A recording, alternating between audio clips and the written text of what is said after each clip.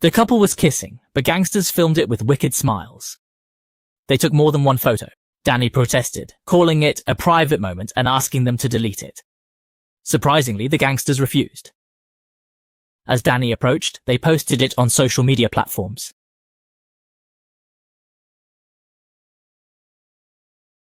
His wife urged caution, but Danny kept staring, refusing to back down. She hoped he'd be tougher, but that hope quickly became unrealistic.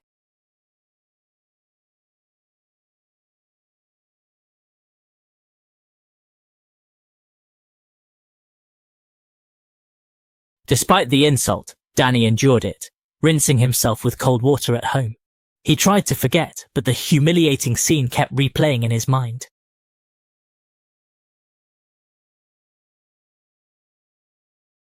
The next day, Jessie vented her frustrations on a punching bag. She even punched the club owner, Nikki, in the face again. Nikki, surprisingly, listened as Jessie expressed her dissatisfaction. She described Danny as a loving family man but felt trapped herself. Only Thursdays were fun. Danny was a homebody, unlike his past self.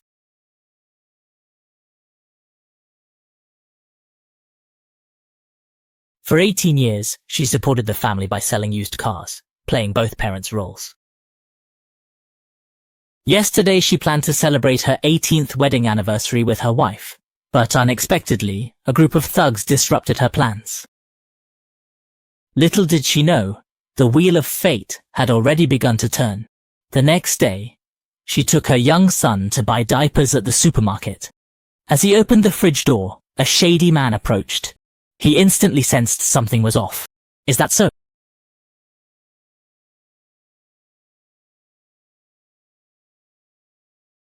He tried to reason with the man, asking to put the child down first.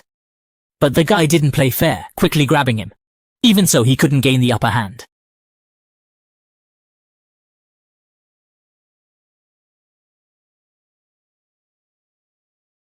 This scene left the neighbor lady completely dumbfounded. Suddenly, the attacker lunged and threw her. Enraged, she got up and started hurling cans. Seeing her chance, she kicked high, followed by a spinning split. The lady was utterly stunned, but the show wasn't over yet.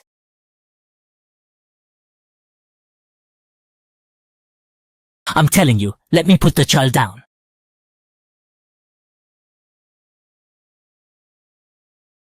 The attacker fainted on the spot, while Danny calmly picked up the diapers from the ground. She swaggered out of the supermarket, leaving the cashier bewildered. Thanks for giving me my new. Then she drove home at breakneck speed, hitting 200 miles per hour. As she got out, her neighbors froze in shock, but she paid them no mind. Inside, she quickly scraped off a small metal piece from the stairway's white wall. Pressing a hidden button, the wall opened, revealing a black bag sealed for 18 years containing guns and foreign passports. Finding the passports expired, she grabbed 2 more bags from a secret compartment and called her old friend Nick. Nick was shocked she was alive. Danny, pressed for time, asked for help changing their identities.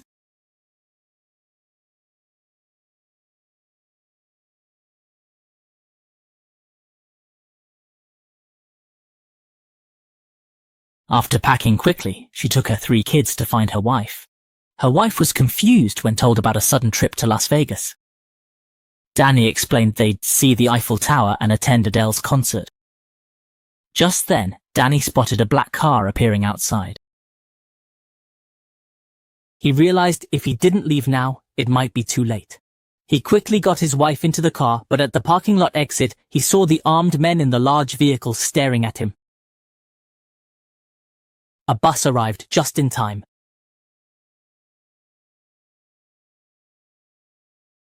After the killers left, Danny drove off in another direction, thinking he'd lost them, but the black car suddenly reappeared.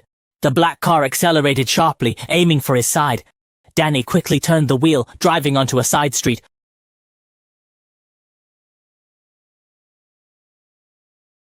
But he soon realized he hadn't shaken off the black car. Realizing the danger, he drove to his workplace, using a remote to open the gate and enter. The black car tried to follow but was blocked by the gate. Danny quickly drove to the service area and into the company's repair shop. With his family watching confused, he raised the car, pretending to inspect it. He found a tracking device under the car, removed it, and found a coworker who liked to show off. Learning the coworker was taking his new sports car out, Danny planted the tracker on it.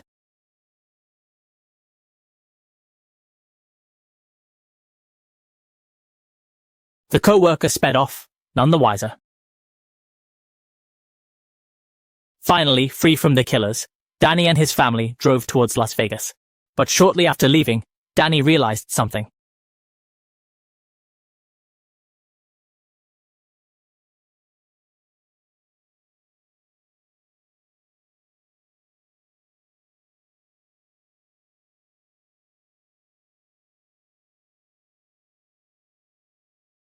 He then threw all 4 of their phones into the river.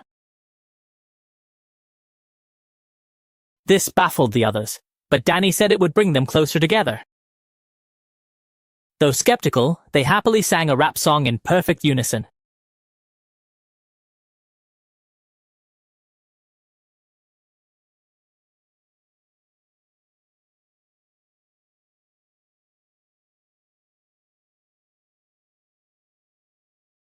Meanwhile, Nick's McAfury had already arrived at Danny's house.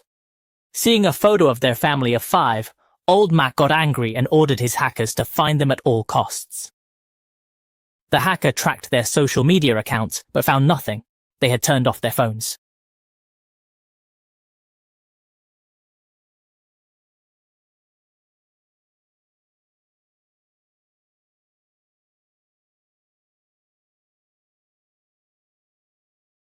By evening, Danny's family was asleep while he was yawning tiredly.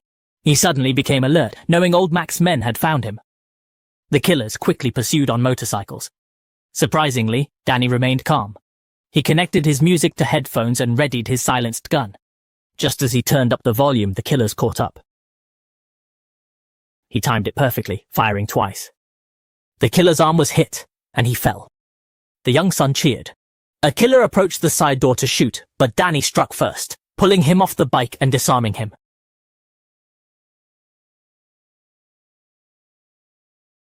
The son quickly handed his dad a bottle, which he smashed into the killer's helmet. The last killer caught up, but Danny swerved, causing him to lose balance.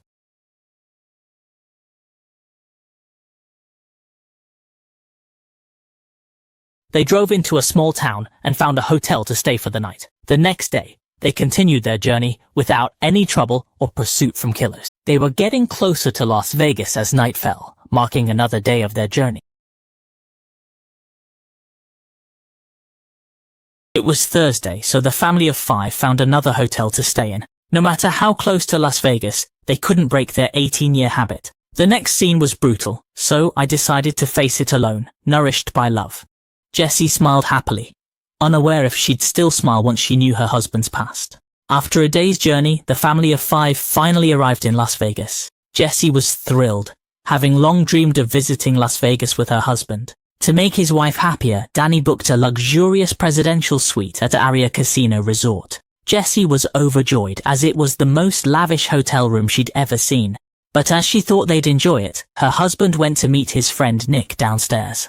After brief greetings, Nick handed her an envelope containing their family's passports and tickets to Vancouver for tomorrow, bought under their names. Danny gave Nick a black bag containing $500,000 in return. Back in the room, he hid a knife on his calf and a gun at his waist, ensuring readiness. Meanwhile, his wife arrived at the door wearing a red dress. In such a fancy place, she naturally wanted to dress appropriately. Before leaving, Danny cautioned her repeatedly, then they went out to enjoy themselves.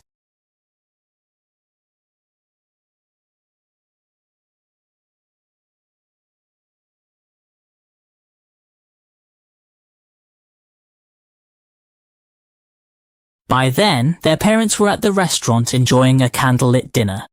But before starting, Danny decided to confess everything to his wife.